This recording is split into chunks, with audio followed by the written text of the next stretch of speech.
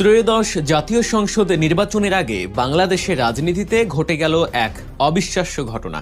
বিনা মেঘে বজ্রপাতের মতোই একটি সংবাদ গতকাল রাতে রাজনীতির সব সমীকরণ পুরোপুরি উল্টে দিয়েছে। সবাই যখন নিশ্চিত ছিল যে জুলাই বিপ্লবের নায়করা অর্থাৎ এনসিপি বা জাতীয় নাগরিক পার্টি বিএনপির সাথে গাঁটছড়া বাঁধবে, ঠিক তখনই পাশার দান উল্টে গেল।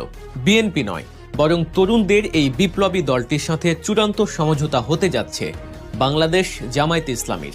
বিএনপি সম্ভবত দুঃস্বপ্নেও ভাবেনি যে তাদের পায়ের নিচ থেকে মাটি এভাবে সরে যেতে পারে। কেন শেষ মুহূর্তে বিএনপিকে প্রত্যাখ্যান করল তরুণরা? কেন জামায়াতের মতো দলের সাথে হাত মেলালেন নাহিদ ইসলাম ও আখতার হোসেনরা? 30 থেকে 50টি আসনের এই অবিশ্বাস্য ডিল কি আগামী সংসদে বিএনপিকে বিরোধী দলের আসনে বসিয়ে দেবে?